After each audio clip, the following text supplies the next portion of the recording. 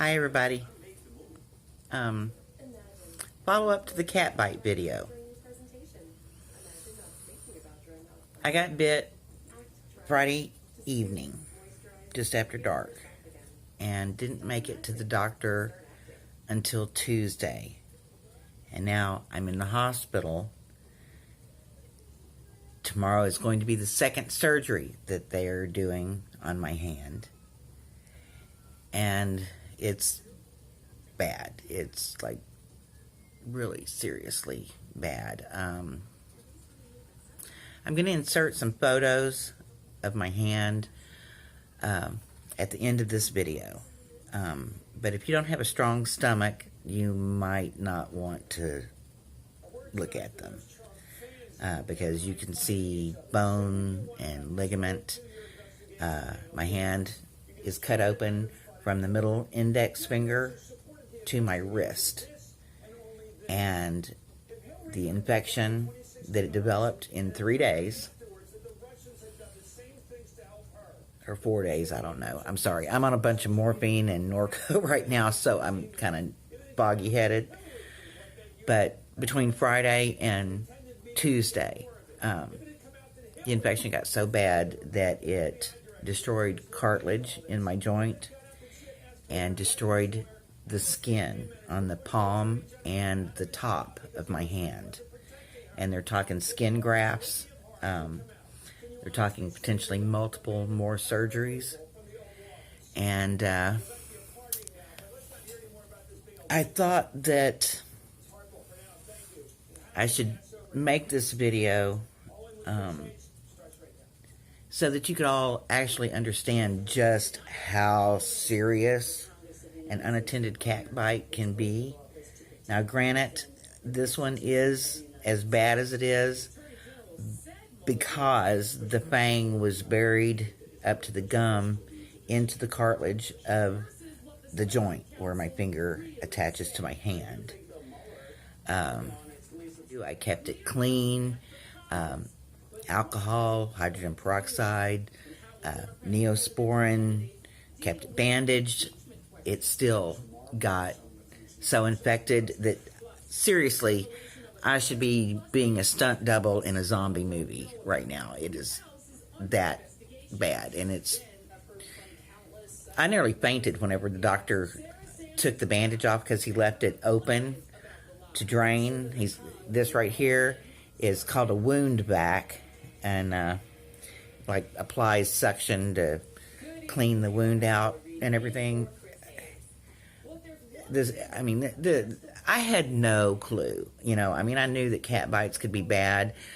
I've had multiple cat bites in 40 years of rescuing animals. There's just occasionally there's times when, in an emergency situation where you don't necessarily have something that you can protect yourself from being bit.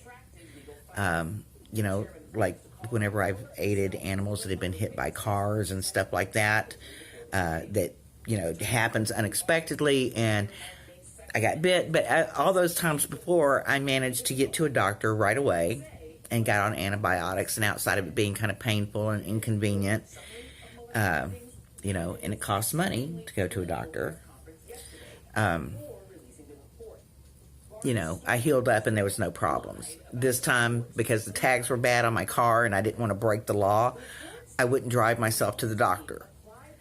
And I couldn't find a ride, and because I live out in the middle of nowhere now, there is no such thing as a bus or a taxi, or there's not even Uber or Lyft or anything like that out here. So,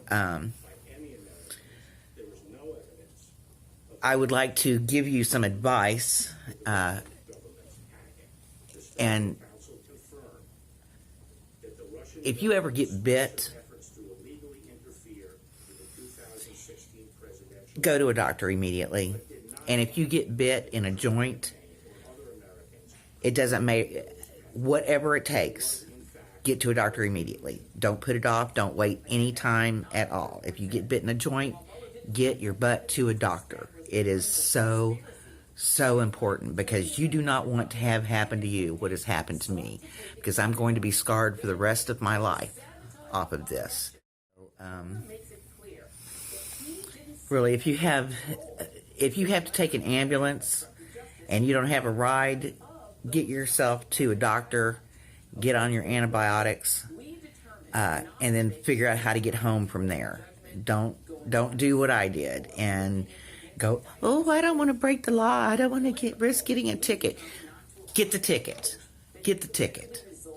Better to have the ticket than to have part of your thigh cut out and put onto the back of your hand. Seriously. You know, I mean, that's what I'm looking at right now. That's what they're planning on doing. After this, they're talking about me having to have IV antibiotics for like a month. So even after I get out of this hospital, they're going to transfer me to another hospital closer to where I live, where I'm going to have to stay and be constantly hooked up to an antibiotic IV for, you know, I mean, and they were saying that it was going to be months before my hand heals. This is going to be an extreme challenge to stay positive and happy and, you know, upbeat while all this is going. You have to have a doctor do it. This is not something that you can take care of at home. And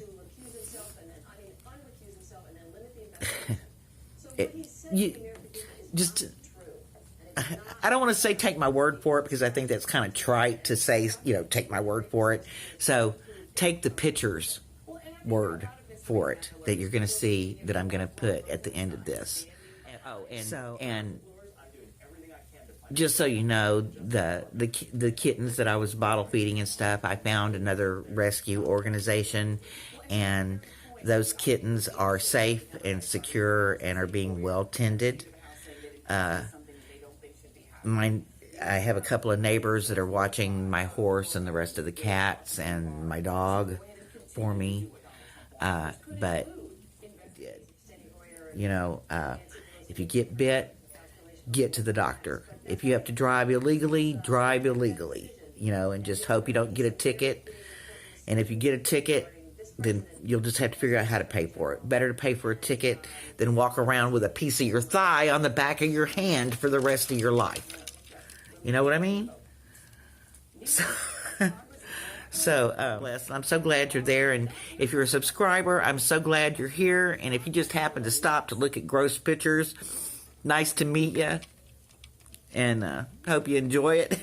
And I'll talk to you guys next time I'm awake enough to make a video. So, peace to all of you. Be good. I hope life's treating you well and you're having a better day than I am. And I will talk to you soon. Get ready. The gross pictures are coming up in 3, 2, 1.